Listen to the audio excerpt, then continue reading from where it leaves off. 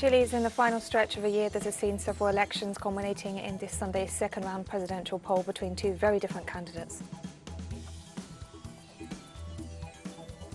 The right-wing moves to oust Peruvian President Pedro Castillo continue. The Attorney General said his office was investigating press allegations of alleged influence peddling. Russia has officially left the Open Skies Treaty, blaming the United States for its collapse following its unilateral withdrawal in November 2020.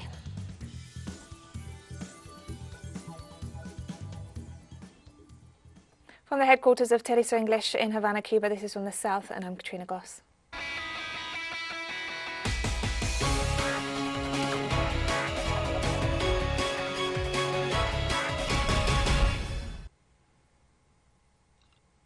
Chile is in the final stretch of a year that has seen several elections culminating in this Sunday's second-round presidential poll between two very different candidates.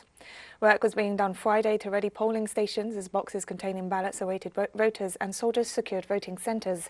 The Interior Secretary thanked all those participating in the preparations for Sunday's ballot, noting that COVID social distancing measures would be in place throughout the country to ensure a safe vote. Early polls suggest that the second-round vote between far-right candidate José Antonio Cast and 35-year-old Social Democrat Gabriel Boric will see Boric win by 5 points.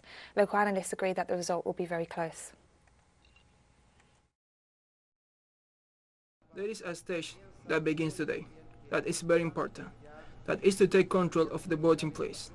With all that implies, logistics ensure that when people come here on Sunday, they can feel as safe as possible from the situational point of view as well as sanitarily.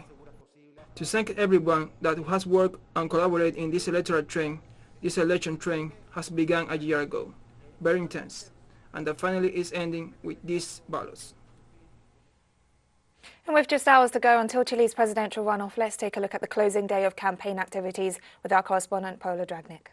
This is Abacando Square, a down renewed Dignity Square during the uprising of 2019, following the end of the presidential campaign, a move that aims to show two countries, one that would supposedly be good, promoted by the right wing, while the other, the ugliest and most arid side, is supposedly what is offered by the left wing, which after so many protests meant an end to the green spaces of the square. It is terrible because Cast does not have to go around intervening at this site.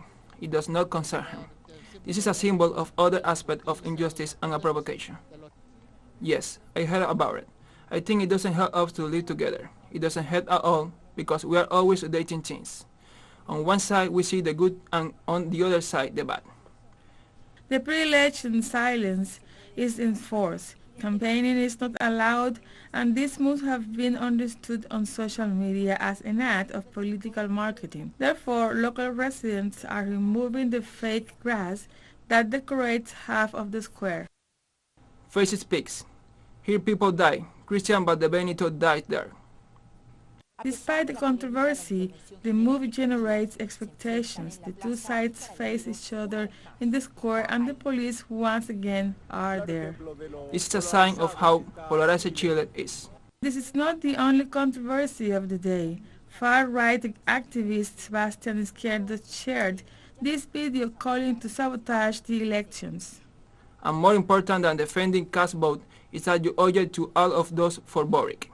And these assholes are going to cheat, so go ahead and cheat.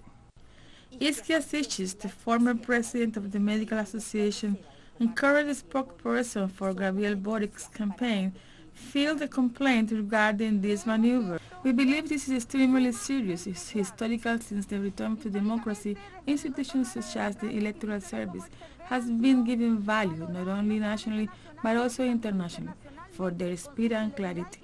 On putting these institutions at risk, we believe that he has overstepped the mark. Meanwhile, on the other side of Santiago, as if it were the end of the political era in Chile, the inert body of Lucia Iriart, widow of former dictator Augusto Pinochet, is being moved.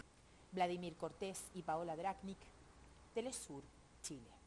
A migrant caravan travelling through Mexico has decided to halt its journey north towards the United States after its members reached an agreement with authorities to regularize their situation in the country. The caravan, mainly made up of Central American asylum seekers, will be dissolved in the capital with the regularization of some 400 people after negotiations with the government of Andrés Manuel López Obrador.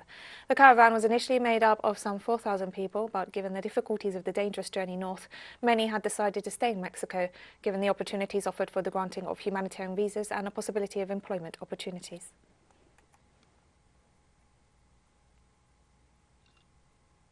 This Saturday, the Cuban Parliament begins its last sessions of the year with 4 projects based on a new constitution to feature among the debates. The 5-day session of the National Assembly of People's Power sees lawmakers meet in person for the first time since the beginning of the pandemic. Among the issues to be considered are the draft laws on territorial and urban planning, the new code of families, and the law on the military justice system, among others that have come about after the approval of the new constitution. The 2022 state budget will also be discussed, while civil servants and institutions will present annual reports.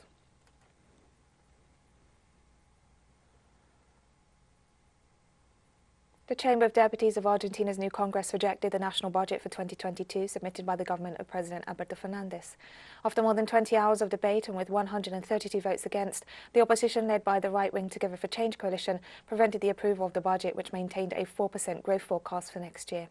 The ruling party warned of the importance of the budget's approval for the success of the debt renegotiation process underway with the International Monetary Fund. It was expected that the government would obtain the necessary votes after negotiations on certain specific issues, but tensions between the two factions ended up preventing the budget passing.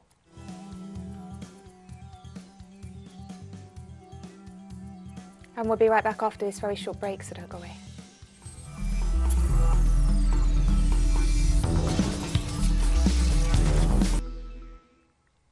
Welcome back to From the South. The right-wing moves to oust Peruvian President Pedro Castillo continue. The Attorney General said his office was investigating press allegations of alleged influence peddling. The accusations surround alleged bribes paid by a businesswoman to the head of state to win tenders for public works. Prime Minister Mito Vázquez said the investigations would not be hindered, noting respect for the institutions conducting the investigations and the will to cooperate. Since taking office, President Castillo has vowed to tackle the widespread corruption among the country's traditional political elites, the very same that continue to undermine his government and seek to remove him from power.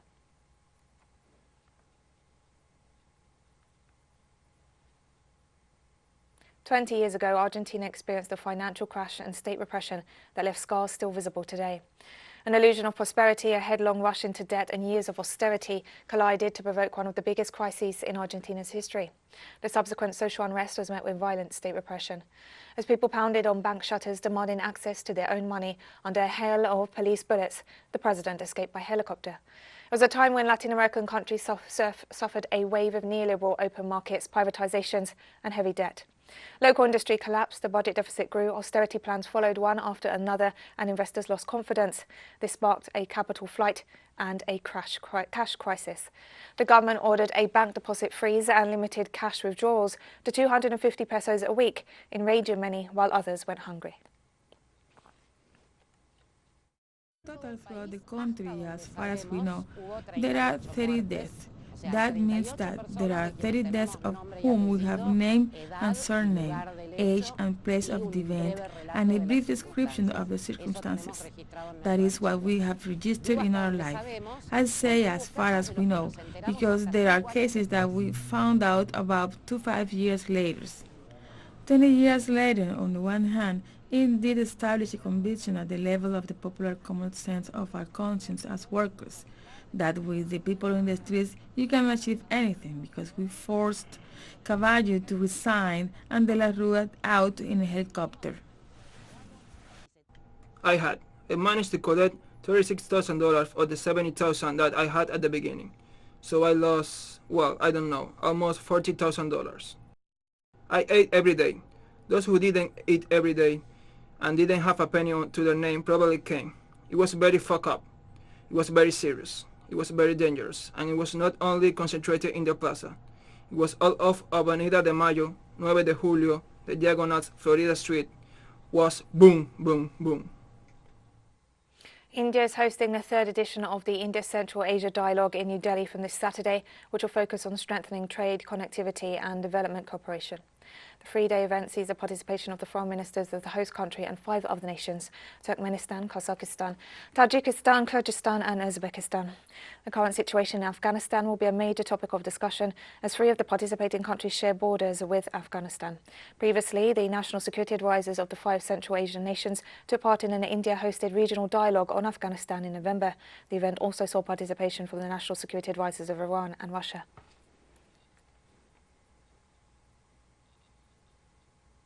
Niger's President Mohamed Bazoum has called for an investigation into a French military convoy heading to Mali that sparked protests leading to the loss of 3 lives.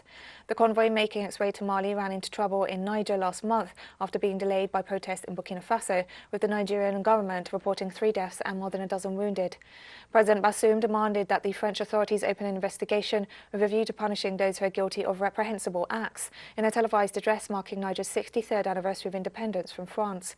However, he also laid blame with protesters who mobilised to express their rejection of the French military presence in the region as representative of neo-colonialism. What happened was the result of disastrous dysfunctions.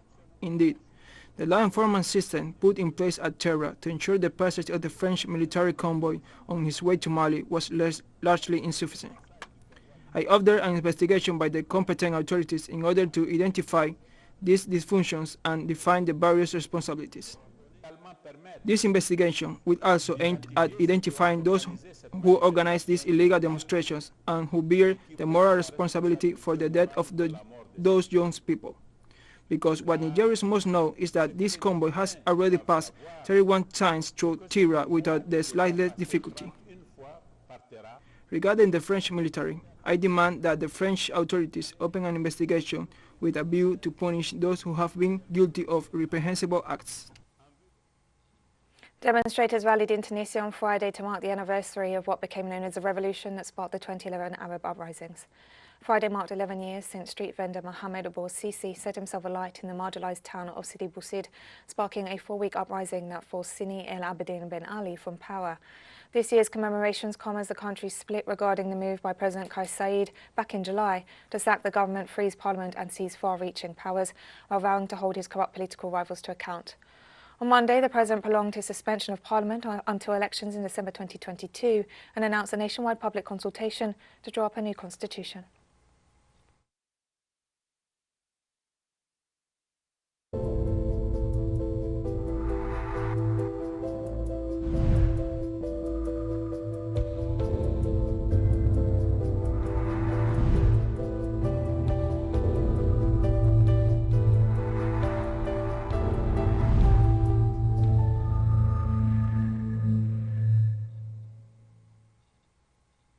Turkey will send 15 million COVID-19 vaccine doses to Africa, where cases are rapidly rising and vaccination rates are low due to a lack of supplies. President Recep Tayyip Erdogan announced the move on Saturday at a major summit of the continent's leaders, adding that the low vaccination rates in Africa were a blot on humanity. Turkey has invested heavily in developing trade and diplomatic ties with the world's poorest continent during Erdogan's post as Prime Minister and then President since 2003.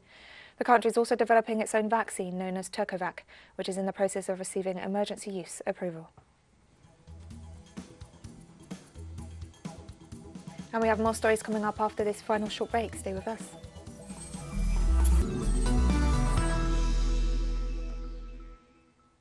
Welcome back to From the South. Russia has officially left the Open Skies Treaty, blaming the United States for its collapse following its unilateral withdrawal in November 2020.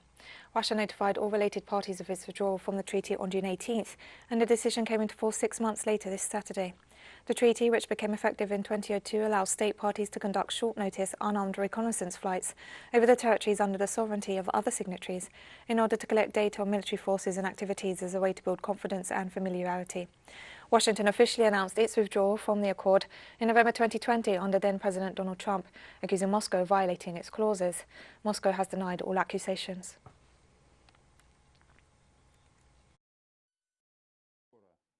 The destruction of the treaty on open sky will bring huge loss, which will deprive all parties of the opportunity to monitor the deployment of each other military development force. The treaty has enhanced the transparency of the development of weapons and equipment in various countries, and the transfer of troops in their own territories. After losing it, the risks in this field have obviously increased. And Russia demanded on Friday that the United States and its allies halt all military activity in Eastern Europe and Central Asia as it presented a proposal for a new security deal with the North Atlantic Treaty Organization. The Russian government launched the initiative in a bid to secure its national security in the face of NATO's eastward expansion and military encirclement of the country. The Russian proposal, immediately dismissed by NATO officials, came in the form of a draft treaty suggesting that NATO should offer written guarantees that it would not expand farther east toward Russia and halt all military activities in the former Soviet republics. The proposals also call for a ban on sending US and Russian warships and aircraft to areas from where they can strike each other's territory, along with a halt to NATO military drills near Russia. It also establishes the respect of both parties and their allies for the principles of the United Nations Charter.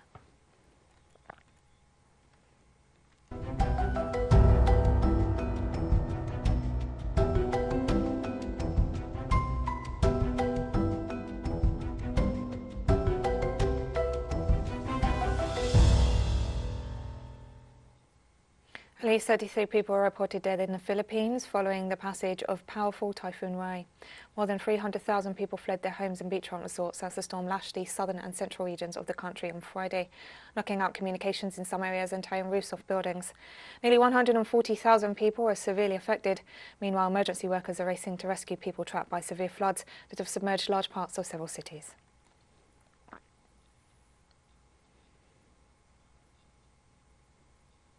The United Nations Educational, Scientific and Cultural Organization included a traditional Syrian musical genre from the city of Aleppo on its representative list of the intangible cultural heritage of humanity.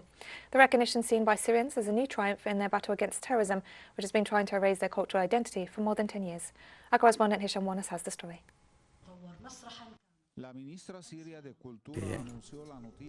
The Syrian Minister of Culture announced the news at a press conference during which she denounced that after more than 10 years of terrorist war, Syria today faces an economic and psychological blockade aimed at destroying its identity and will and undermining its ability to resist.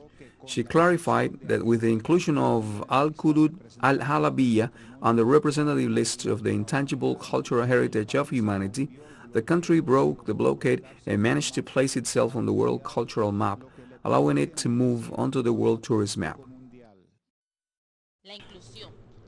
The inclusion of Al-Qud on the World Heritage List confirms that no one can tear us away from our roots and alienate us from our culture, as the whole world now recognizes that we are the builders of a civilization and that our culture inherited through generations is recognized worldwide. Syrians celebrated the news in the capital's iconic Umayvad Square, singing and dancing to the traditional music of Aleppo Al-Qudud. They praised UNESCO's action as an additional step in safeguarding their cultural identity dating back thousands of years, as well as a Syrian victory in the struggle to preserve, protect, and defend national heritage and pass it on to future generations.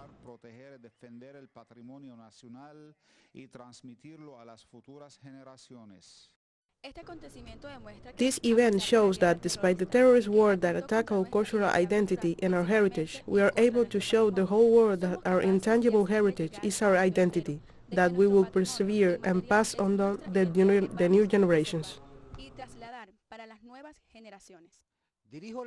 I congratulate all the people of Syria for this achievement, which is a victory that shows the culture and civilized nature of the Syrian people.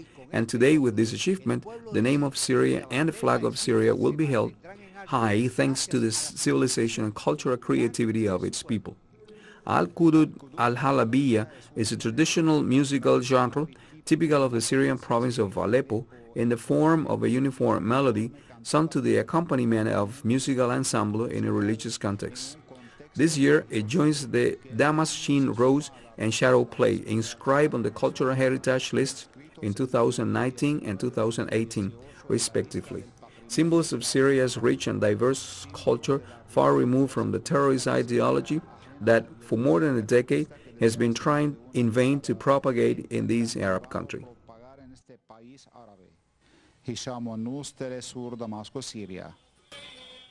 And we've come to the end of this news brief. Remember, you can find these and many other stories on our website at telesurenglish.net. And you can also follow us on social media for all the latest news. We're on Facebook, Twitter, Instagram and Telegram. For TeleSUR English, I'm Katrina Goss, and thank you for watching.